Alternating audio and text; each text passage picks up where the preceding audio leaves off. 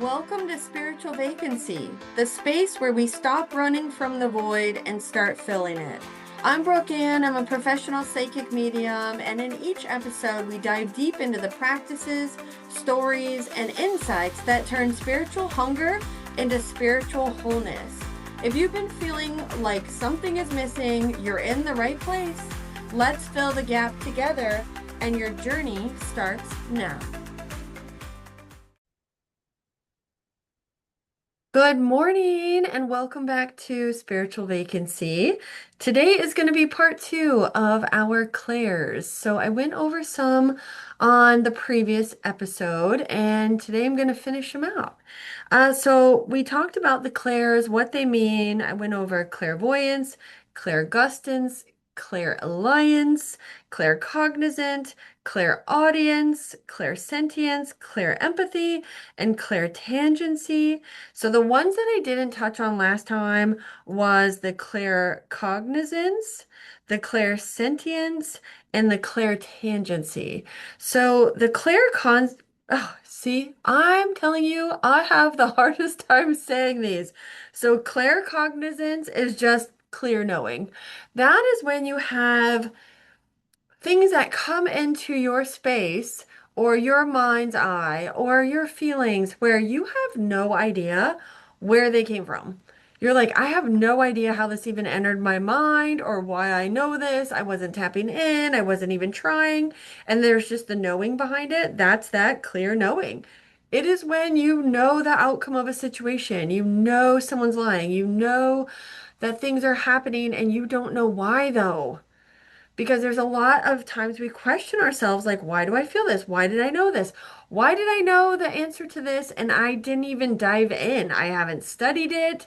I haven't looked into it. And sometimes it's just that clear knowing. So I like to use this one. So if you ever want to practice, I like to use this one during podcast. We listen to, when we're driving, we listen to Mr. Ballin, who is a podcaster. He's a storyteller, and he talks about stories where people die, usually horrifically, and they are cases that end up getting solved, and it's usually a crazy, ending or outcome. And when we're driving, I like to just say how it's going to end without even knowing, and then I'm correct. Because we would do it while we're doing long distance driving, and so we're listening to it, and I'm like, oh, I bet they drowned her. And then come to find out they did. So it's like tapping in without really trying. It's just you just know the outcome. You feel it, but then you also have to trust it. But this could also be parts of your life too that you know that there's going to be a certain outcome, or you are at work and there's a certain situation, or say that they hire someone, right? And you're at work and you're sitting there to yourself thinking these people are not going to last one day. There's no way that they're going to last that long. And they don't. And you don't know why. You don't even know the person. You have no idea who they are, what they're about, what their work ethic is. Just you being in their presence, you already know who they are.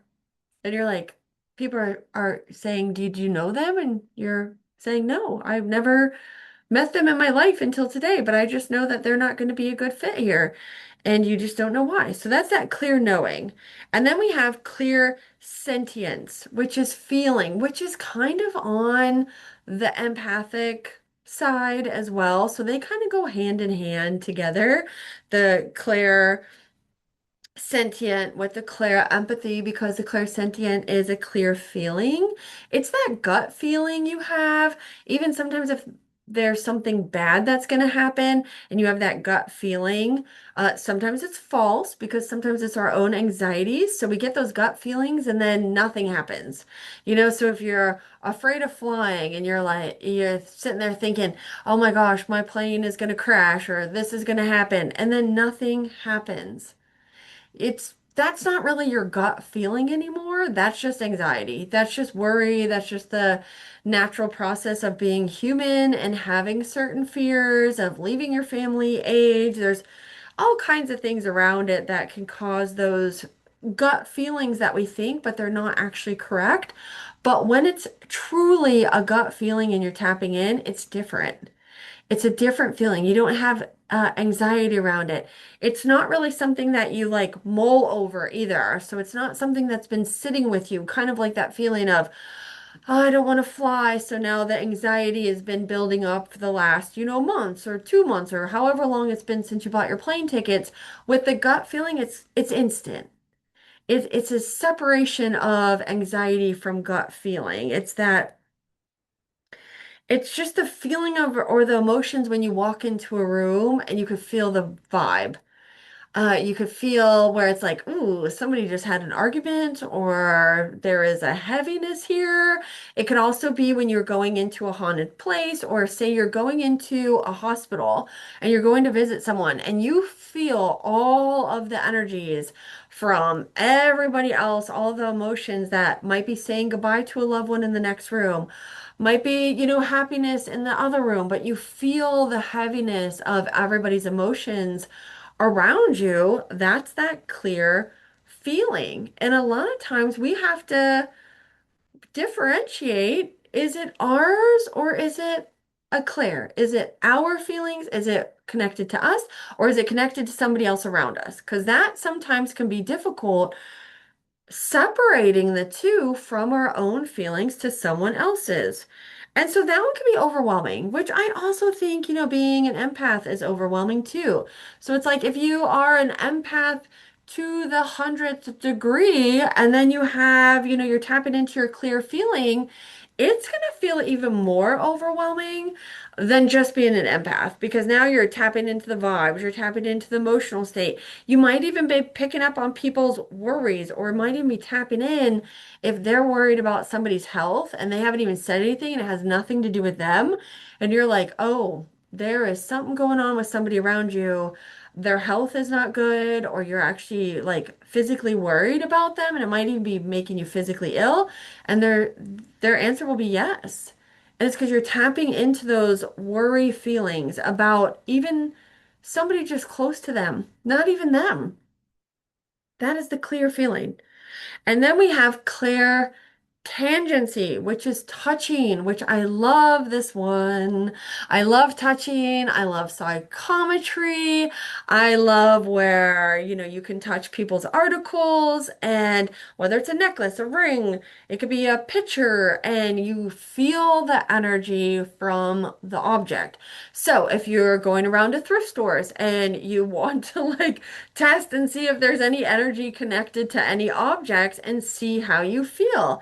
See if you're going around and I mean, obviously dolls are creepy, right? Dolls have like just this negative energy around them, even if they haven't even done anything to you. And that's like a whole nother topic because I don't think spirit's actually like in the doll, if that makes sense. Um, spirit's just infinite. I just don't see it being stuck inside of a doll.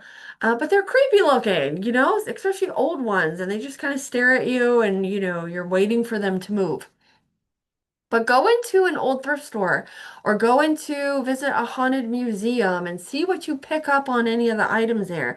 How do you feel? Or if you're allowed to touch certain things, what's the feeling around it? That's part of that clear tangency is touching. And psychometry is done a lot in mediumship where, you bring an item of someone of your loved one, someone that you love that is departed and you let the medium hold it, and then they start picking up parts of their life. So you might see, they enjoyed fishing, or you might see pain, or you might feel like, oh, these people are departed. Because sometimes you could touch people's objects that are still living, but then tap into their energy as well. It doesn't always have to be about people that have passed. A lot of mediums use this as tools in their development to trust what they're feeling, where there's no photo, you're tapping strictly into the energy of the object. You can't tell by the object, who the person was, how old they were. I mean, obviously, if there are certain characteristics of the objects that you could tell if it whether it was male or female. But that doesn't necessarily mean, because it could be your mother's that her father gave her. So you could actually be picking up both of the energies. You might pick up on the mother as well as the father because they both had it. And you can also pick up energies that were around the object. So, say somebody always had a ring and it was near a picture, or it was near a candle, or it was near, a pyramid, or whatever it might be, right? It wasn't in a jewelry box with other jewelry, it was near another sentimental item. They can pick up on that as well, where they start seeing the surroundings of where this item was placed. So if they're saying, "Oh, there's a picture of somebody, I feel it in this house. There's a fireplace mantle," and they're describing your house, they're essentially picking up on the energy of where the object was as well. So it's not just the energy of the person, it could be any energy of the item. Tyler Henry does this a lot in his mediumship, where if you watch him on Netflix, he does like people to bring certain objects of their loved ones. For me, I don't feel like we need that. I feel like that is very much a development issue with him, where that is something that developing mediums use is psychometry. But if you're a professional, you shouldn't really be doing psychometry because you don't really need it. If you're connecting with someone's loved ones, they're already there. And there's a lot with Tyler Henry. I think he is amazing. I think he's the sweetest soul. But you could just tell he's never been mentored. He's probably never taken a class. Or he just doesn't want to, and he wants to do his own thing, which is totally fine. But when you get into studying mediumship, some of the things he does is very amateurish, very beginner mediumship exercises. He pre-links, he needs psychometry to connect, and you really don't. You don't need any of that. These are tools to help you develop and trust your abilities. But it's not to prove to you every time that spirit's there, because eventually those things are going to fall off. You're not going to need those tools anymore, and you're just going to connect because you trust spirit. And to me, at that point, if you're a celebrity medium, you should be trusting spirit enough that they're going to show up without any extra help or tools or exercises to make that happen. Um, you can also do it when you go to pick out a pendulum, when you go to pick out crystals or stones that you like. Use your energy, pick it up, hold it, hold the stone. Does it feel good, or does it feel like, if you have any second guesses, put it back? Feel into everything. You could feel into plants too. Feel the energy of the living things around you that aren't even human. Your animals, your plants, your stones, anything really. You could feel into the energy with it of whether you want to have it in your space or not. And that's using a lot of the clairs too, because that's part of the knowing, that's part of the tangency, the touching, that's part of the feelings, and that's part of maybe hearing that this is right for me, or hearing that this is wrong for me, or just that knowing, like I just know that this stone is not for me. I don't know what it is. I just don't like it, and I'm just gonna leave it. Or if you see a pendulum or, a tool that you want to use and you don't buy it right away, but you continue to think about it, go buy it. Because it's supposed to be in your possession. It's supposed to be something that you take home. So say if you think about it and it doesn't leave you, go get it. Because for some reason you're being drawn to it. And I love that with the clairtangency, because it is like psychometry. Or, say you put your hand on someone's shoulder and then you feel like whatever they're going through, and you don't know anything about their life. It's like, oh, okay. Okay, holy cow, I feel that. And then you could validate it for them by saying, I see what you're going through, without you even saying anything. And that can mean a lot to some people because you're picking up on the energy of that person. But like I said before, we can do anything that you want. If you want to start honing in on psychometry, start doing it, or hearing, or knowing, or feeling, or sensing, whatever it might be. You're the only one that's blocking yourself. You are truly blocking your own abilities if you constantly say, I can't do this. I don't have that. Instead of changing your words and saying, it's not really what I'm into. And that's okay. If it doesn't resonate with you, it doesn't resonate. And that's, we don't have to acknowledge all of them. We could just be like, I tried it and you might not even liked it.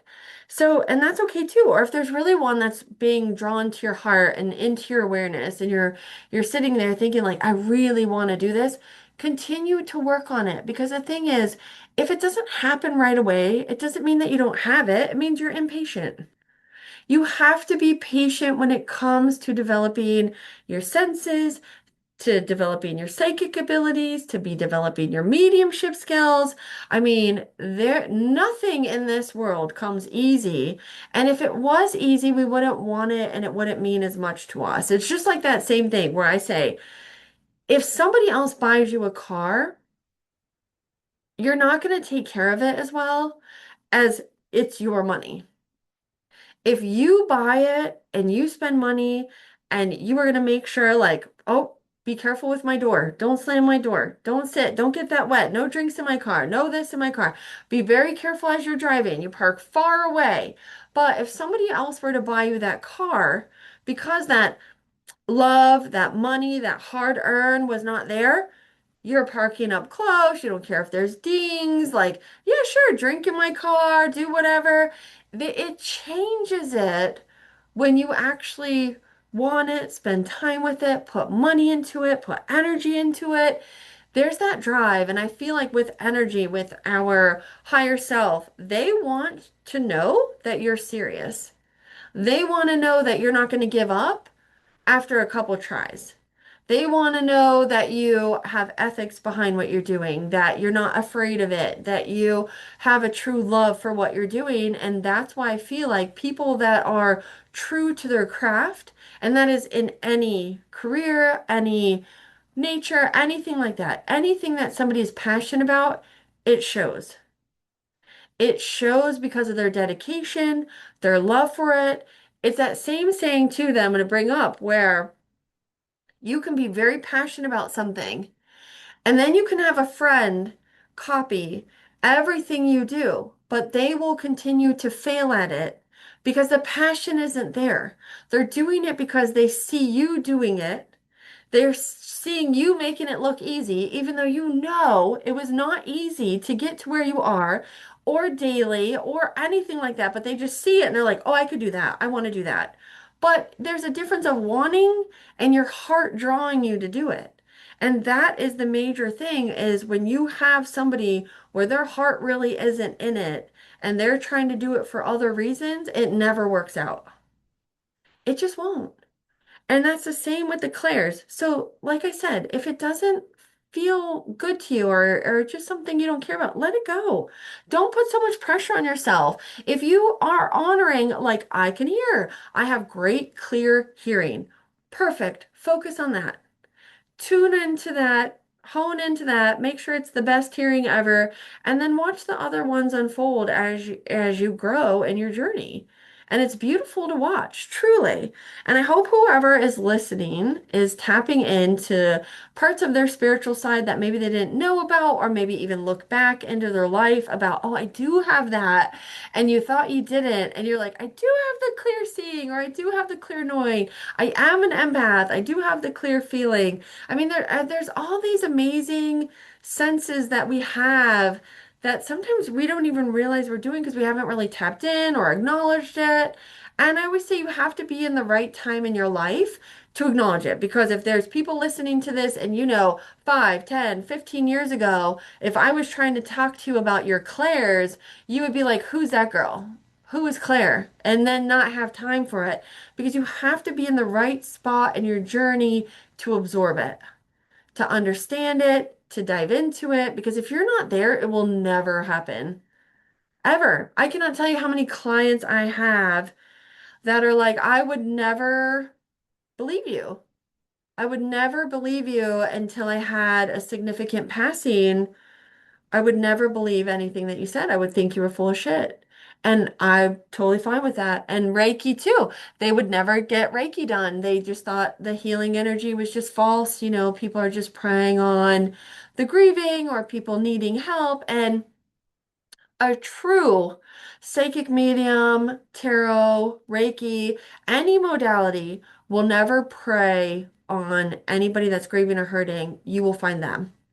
So no real medium will ever reach out. No tarot reader will reach out for a reading.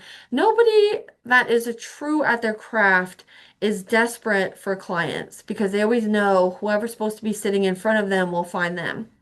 The universe puts people in front of us for a reason. And that's lessons, that's love, that is, journeys, long time, short time. It just depends, right? It's part of our growth. So those are the clairs. And if you have been wanting to tap in more, tap in. I'm excited for your journey and where it goes. And I look forward to hearing about anybody's story with the clairs because there's so many things that can happen with our clairs that we don't even realize. So tap in, pay attention, and focus where your soul is taking you. So I hope y'all enjoyed this episode. I will see you all next time. I have a very special guest that you are not going to want to miss on the next episode. And I'm sending everybody so much love. I hope you have a beautiful day and namaste.